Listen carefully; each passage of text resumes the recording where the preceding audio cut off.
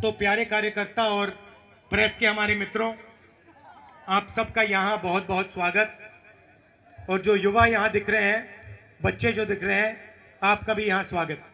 नमस्कार। गर्मी में आप आए, मेरी बात सुनने आए, इसके लिए दिल से आपका धन्यवाद करता हूँ। देखिए, रायबरेली का और मेरे परिवार का शायद हिंदुस्तान में सबसे पुराना रिश्ता है। शायद ऐसा कोई और परिवार नहीं है जिसका 100 साल का रिश्ता जैसे हमारा है। यहां पहले जवाहरलाल नेहरू मेरे परदादा आए थे, किसानों का आंदोलन हुआ, किसानों पर गोली चली थी, और मैं कह सकता हूं कि जवाहरलाल नेहरू को राजनीति करनी रायबरेली के किसानों ने, रायबरेली के लोगों ने सिखाया था। और ये छोटी बात नहीं है, क्योंकि जिस व्यक्ति को रायबरेली ने राजनीति सिखाई वो देश के प्रधानमंत्री बने और उन्होंने देश की नींव रखी थी। तो एक प्रकार से रायबरेली ने हिंदुस्तान का जो राजनीतिक फाउंडेशन है, जो नींव है, रायबरेली के किसानों ने, रायबरेली के मजदूरों ने, रायबरेली के युवाओं ने रखा था। उसके बाद यहां इंदिरा गांधी जी आई, बैंक नेशनलाइजेशन हुआ, हरी क्रांति हुई, उसमें भी आपकी देन थी। और फिर सोनिया गांधी जी आई और अब मैं यहां आया हूं।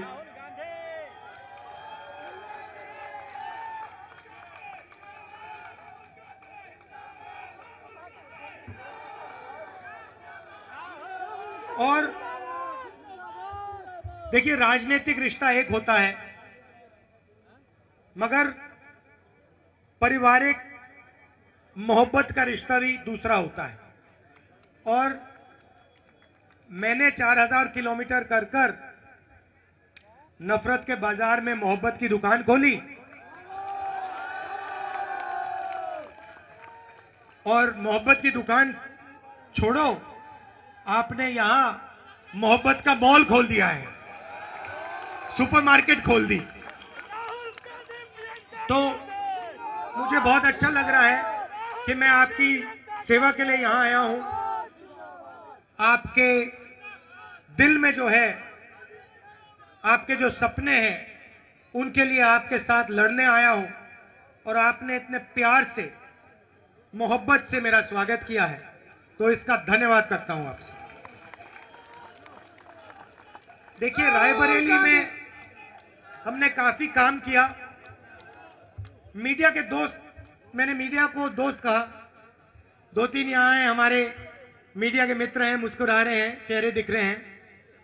मगर सच बताऊं तो ये हमारे दोस्त नहीं है, आपके दोस्त नहीं है, किसानों के दोस्त नहीं है, अदानी के दोस्त हैं।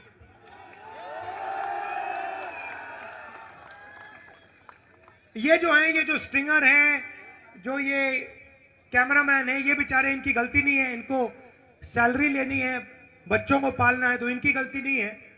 मगर जो बड़े मालिक हैं, इनके बड़े बड़े मैनेजमेंट के लोग हैं, बड़े एंकर्स हैं, वो तो अदानी जी के हैं, आपके हैं ही नहीं, हमारे हैं ही नहीं।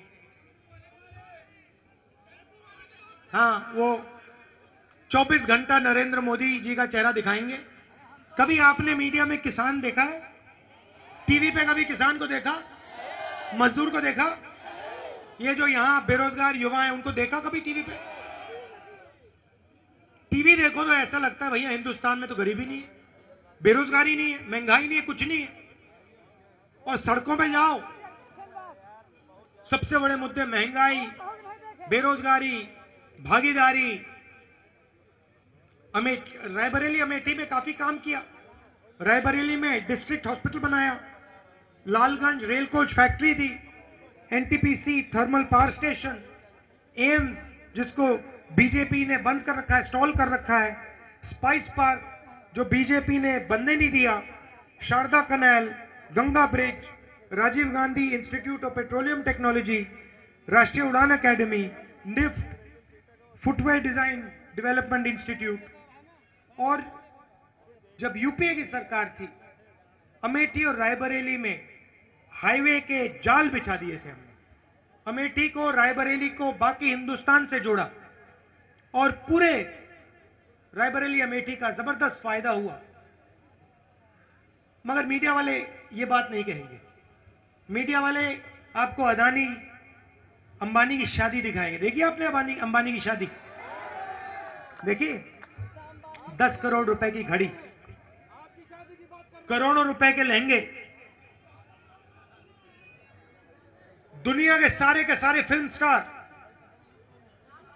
नाच गाना डांस, रायबरेली वाला डांस नहीं,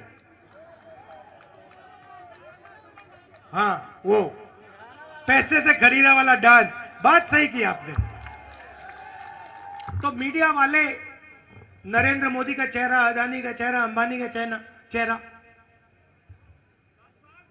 अब आप पूछोगे भाई ये हो क्या रहा है। मैं आपको बताता हूं। अदानी का, अंबानी का, ऐसे 20 अरबपतियों का नरेंद्र मोदी जी ने 16 लाख करोड़ रुपया कर्जा माफ किया है। आप जानते हो 16 लाख करोड़ रुपए कितना होता है? कोई नहीं जानता, आम आदमी नहीं जान सकता। मैं बता देता हूं आपको। अगर आप 24 साल का मनरेगा का पैसा इकट्ठा करो, वो 16 लाख करोड़ रुपए है। नरेंद्र मोदी जी ने 24 साल का मनरेगा का पैसा 22 लोगों को दिया है। हालत यह है कि 22 लोगों के पास उतना धन है जितना 70 करोड़ हिंदुस्तानियों के हाथ में है। स्टेज पे यहां पे 22 लोग बैठे हैं। हिंदुस्तान में 22 लोग हैं जो हिंदुस्तान के 70 करोड़ लोगों जितना धन रखते हैं, और उनका कर्जा माफ हो रहा है। वो टीवी चलाते हैं, वो नरेंद्र मोदी जी को टीवी पे लाते हैं। अच्छा, प्रधानमंत्री की सैलरी क्या है जानते हो? प्रधानमंत्री का कितना है भाई? प्रधानमंत्री की सैलरी कितनी है? हाँ, 2.5 लाख होती है। मुझे एक बात बताओ, ये 2.5 लाख रुपए की सैलरी है, तो ये हर रोज लाख रुपए का सूट कैसे पहनता है? ये दिन में 3 बार सूट बदलते हैं। एक सूट की कीमत 50,000, 60,000, 70,000, 1 लाख रुपए। दिन में 3 पहनते हैं, महीने में 90 हो गए, 1.5 लाख रुपए की सैलरी है। तो ये इनके लिए सूट कौन खरीद रहा है? बूट कौन खरीद रहा है? कहां से आ रहा है ये मीडिया कभी नहीं पूछेगी, कभी नहीं पूछेगी। कहेगी राहुल गांधी सफेद टी शर्ट क्यों पहन रहा है? 4,000 किलोमीटर की यात्रा की, और रास्ते पे मैंने किसानों से पूछा, युवाओं से पूछा, आप क्या चाहते हो? और हिंदुस्तान के सामने क्या समस्याएं हैं, क्या मुश्किलें हैं? 3 जवाब मिले। युवाओं ने कहा बेरोजगारी, किसानों ने कहा हमें सही दाम नहीं मिलता, मजदूरों ने कहा हमें कम पैसा मिलता है, और महंगाई। ये हैं मुद्दे। ये आप कभी टीवी पे नहीं देख सकते, सवाल ही नहीं उठता। तो हमने निर्णय लिया है, कांग्रेस पार्टी ने, कि अगर नरेंद्र मोदी 22 अरबपति बना सकता है तो हम करोड़ों लाखपति बना सकते हैं। अब आप कहोगे राहुल गांधी ने क्या बोल दिया, करोड़ों लाखपति कैसे बनेंगे? मैं आपको बताता हूं। हिंदुस्तान के सारे गरीब परिवारों की लिस्ट बनेगी, सारे के सारे गरीब परिवारों की लिस्ट बनेगी। भाई आप गरीब हो, आपका नाम क्या है? हाँ, आलोक कुमार का नाम और उसके परिवार के सब सदस्यों का नाम उस लिस्ट में जाएगा। करोड़ों नाम होंगे। हर परिवार में से एक महिला चुनी जाएगी और उस महिला के बैंक अकाउंट में साल के 10,000 नहीं, 20-30 हजार नहीं, 50-70-80 हजार नहीं, 90 हजार नहीं, 1 लाख रुपए बैंक अकाउंट में जाएंगे। आप 1 जुलाई को हिंदुस्तान में करोड़ों लोग जगेंगे। 8 बजे सुबह, 9 बजे सुबह वो अपना बैंक अकाउंट देखेंगे और उस बैंक अकाउंट में हिंदुस्तान की सरकार 8,500 रुपए डाल देगी। 1 जुलाई को होगा, 1 अगस्त को होगा, सितंबर, अक्टूबर, नवंबर, दिसंबर, हर महीने 8,500 रुपए ठगाठक ठगाठक ठगाठक अंदर। अब यहां पे पुरुष कहेंगे ये क्या कर रहे हो राहुल जी, आप महिलाओं को क्यों पैसा दे रहे हो, हमें भी चाहिए कहोगे तो समझाना पड़ेगा महिलाओं को क्यों देने हैं। 21वीं सदी में आप काम करते हो, पुरुष काम करते हैं, स्त्री भी काम करती हैं। अगर आप मजदूरी करते हो वो भी करती हैं, आप जॉब करते हो वो भी करती हैं, फिर आप घर जाते हो, आप रेस्ट करते हो और फिर वो 8 घंटे एक्स्ट्रा काम करती हैं, बच्चों की देखभाल करती हैं। सही बात है गलत बात है? सही बात है। इसीलिए महिलाओं के बैंक अकाउंट में साल का 1 लाख रुपए जाने वाला है। मगर मैं यूपी और हिंदुस्तान के पुरुषों को भी जानता हूं। मैं जानता हूं कि वो पैसा जो महिला के बैंक अकाउंट में जाएगा, एंड में वो आपके हाथ आएगा। अंत में आप प्रेशर डाल के कुछ ना कुछ तरीके से आप निकाल लोगे, तो दोनों का फायदा होगा। मगर इस पैसे से बच्चों की शिक्षा होगी। अगर स्वास्थ्य में अस्पताल जाने की जरूरत होगी तो अस्पताल में ये पैसा इस्तेमाल हो सकेगा। सोच क्या है कि हम हिंदुस्तान की जनता को पैसा देना चाहते हैं और यही काम हम बेरोजगार युवाओं के लिए कर रहे हैं। एक तरफ महिलाओं को 1 लाख रुपए, करोड़ों महिलाओं को, परिवार, गरीब परिवारों को, और दूसरी तरफ जो बेरोजगार युवा हैं, बेरोजगार वालों, यस। अच्छा मैं एक काम करो, नरेंद्र मोदी वाले जो नोटबंदी वाले बेरोजगार किए, हाथ दिखाओ जरा। ये आपने नरेंद्र मोदी जी को धन्यवाद किया कि उन्होंने आपको बेरोजगार बनाया? थैंक यू बोला? अदानी को धन्यवाद किया? कोविड आया, अस्पताल के सामने लोग मर रहे थे, वेंटिलेटर नहीं था, ऑक्सीजन नहीं था, और देश के प्रधानमंत्री कहते हैं भाइयों और बहनों थाली बजाओ, थाली बजाओ, थाली बजाओ। और मीडिया वाले कह रहे हैं ओ देखो भैया क्या प्रधानमंत्री है, क्या बात बोली, थाली बजाओ यार, थाली बजाओ। मजा आ गया, मजा आ गया। उधर सब लोग थाली बजा रहे हैं, एक दूसरे से बात कर रहे हैं, मिल रहे हैं, कोविड धड़ाधड़ धड़ाधड़ धड़ाधड़ फैल रहा है, लोग मर रहे हैं। उसके बाद कहते हैं भैया थाली नहीं चली, चलो भाई मोबाइल फोन की लाइट जलाओ यार, मोबाइल फोन की लाइट जलाओ। और फिर बेरोजगार युवाओं से कहते हैं भाई और बहनों ऐसे करो, नाली में पाइप डालो, नाली में पाइप डालो, नाली में से गैस निकलेगी, उस गैस को जलाओ और पकौड़े बनाओ। वाह। और पूरी मीडिया ने ताली बजाई भैया, ये देखो प्रधानमंत्री ने क्या बोला हुआ, गैस आएगी नाले में से, नाले में से गैस, गैस जलाओ, पकौड़े बनेंगे। Master stroke, master stroke. तो अब जिनको नरेंद्र मोदी ने बेरोजगार किया, मैं आपसे 2-3 चीजें कहना चाहता हूं। पहला काम, 30 लाख सरकारी नौकरियां हैं, हमने चेक किया है, 30 लाख सरकारी नौकरियां हैं। 15 अगस्त तक वो 30 लाख नौकरियां आपके हवाले हो जाएंगी। आप लोग पेपर करते हो, पेपर लीक होता है, ईमानदार लोग पढ़ते हैं, बेईमान लोग पेपर खरीद के फर्स्ट आ जाते हैं। जैसे ही हमारी सरकार आएगी, नया कानून बनेगा, पेपर लीक वाले सीधे जेल में जाएंगे। और ये जो फैशन बना रखा है कि प्राइवेट कंपनियां पेपर चेक करती हैं, पास फेल करवाती हैं, ये सब बंद हो जाएगा।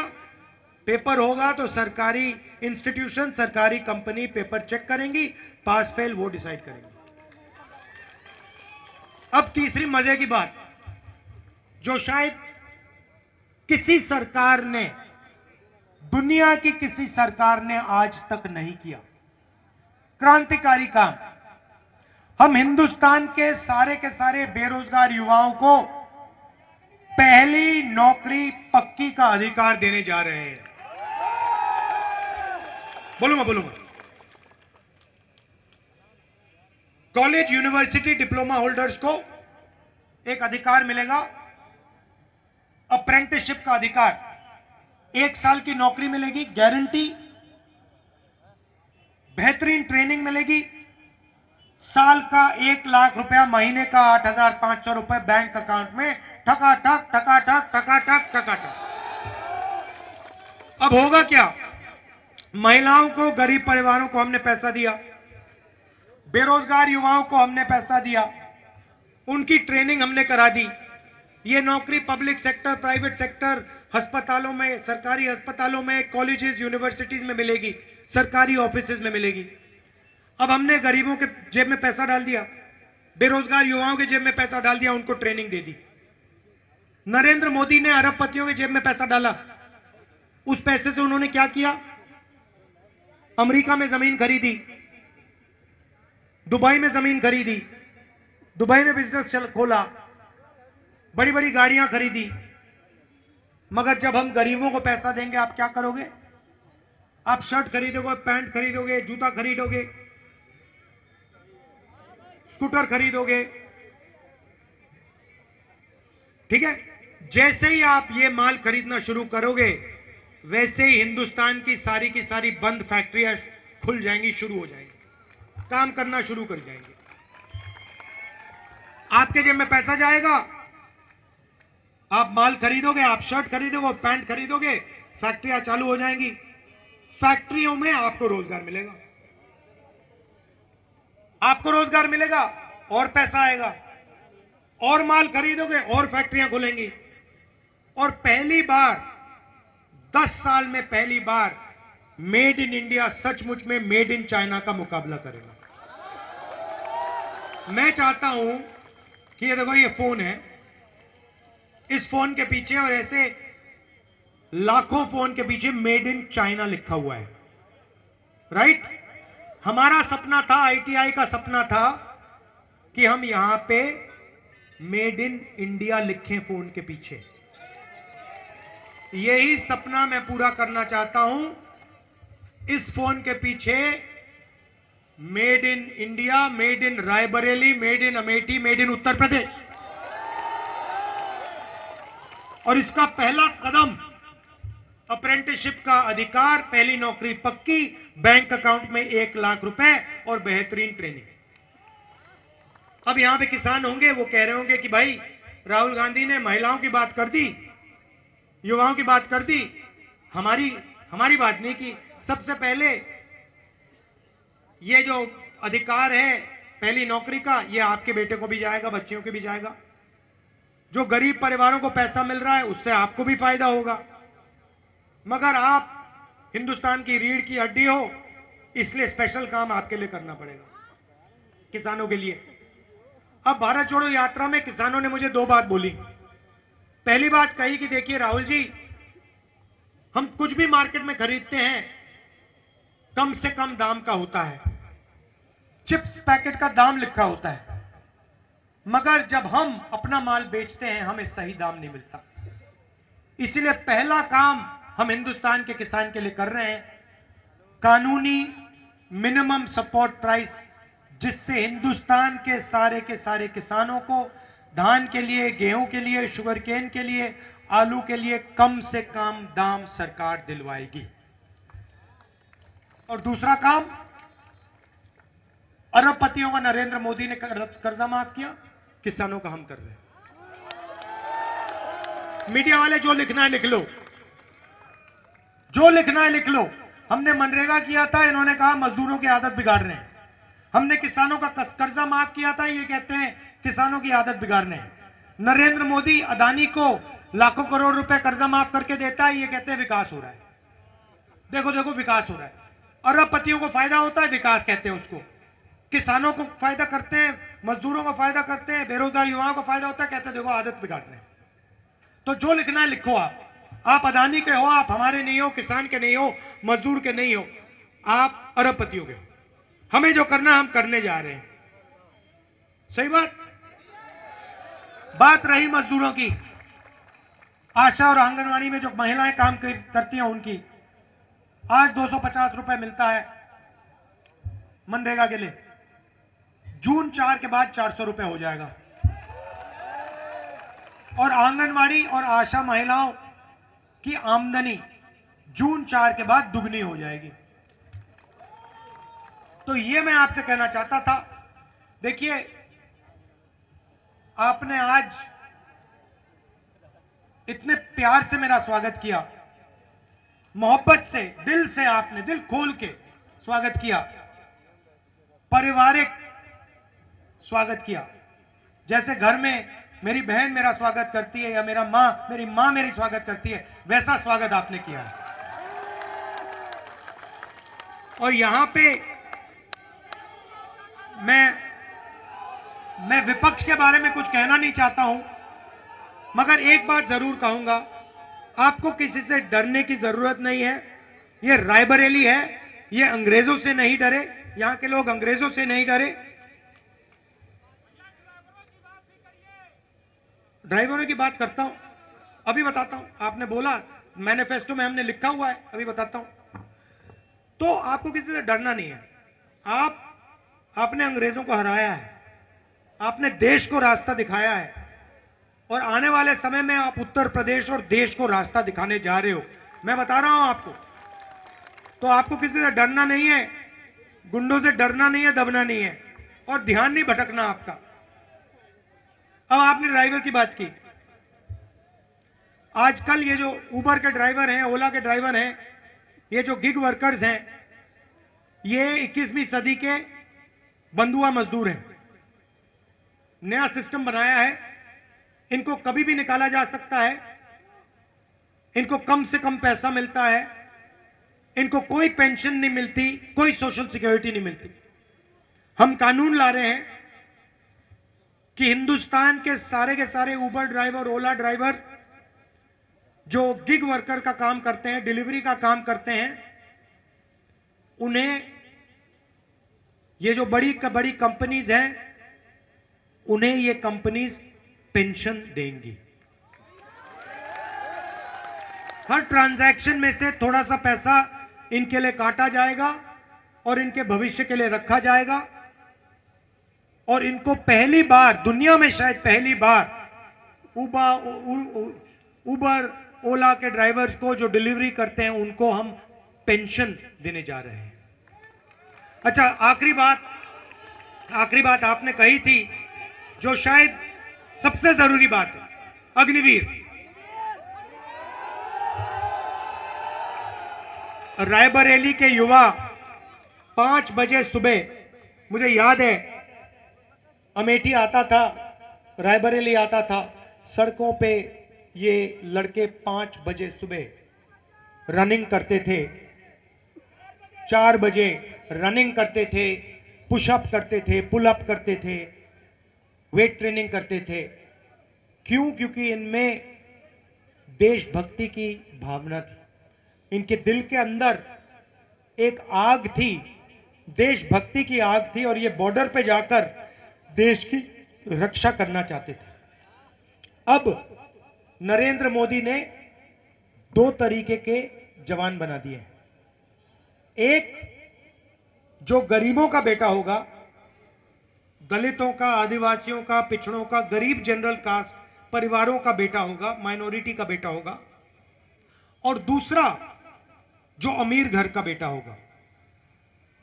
जो गरीब घर का बेटा है उसे उन्होंने एक नया नाम दिया है, अग्निवीर। और उससे ये कह रहे हैं कि देखो, अगर तुम शहीद होगे तो तुम्हें शहीद का दर्जा नहीं मिलने वाला है। क्यों? क्योंकि तुम अग्निवीर हो और तुम्हारा परिवार गरीब है। तुम्हें पेंशन भी नहीं मिलेगी, तुम्हें कैंटीन की सुविधा भी नहीं मिलेगी। अगर तुम शहीद हुए, तुम्हारी परिवार की, हिंदुस्तान की सरकार तुम्हारे परिवार की रक्षा नहीं करेगी। मगर अगर आप अग्निवीर नहीं हो, अगर आप सीनियर अफसर हो, या 4 में से आप एक हो, कैसे चुना जाएगा आप सबको मालूम है? मालूम है ना कैसे चुना जाएगा?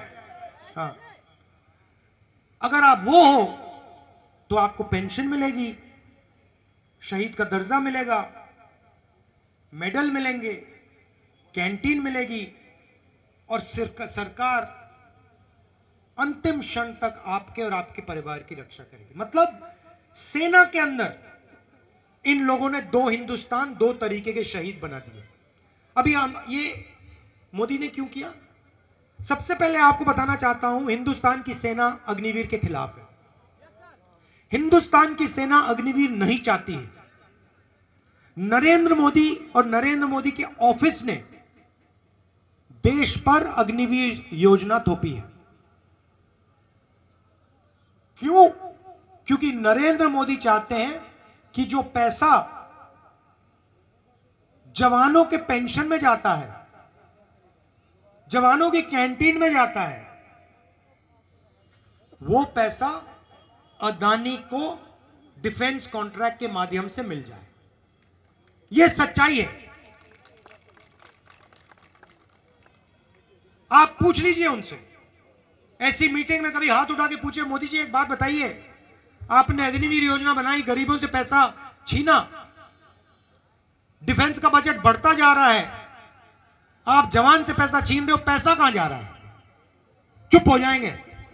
पैसा सीधा अदानी अंबानी की जेब में जा रहा है, अरबपतियों की जेब में जा रहा है। तो अग्निवीर योजना को हम खत्म कर देंगे और जैसे पहले था वैसे कर देंगे।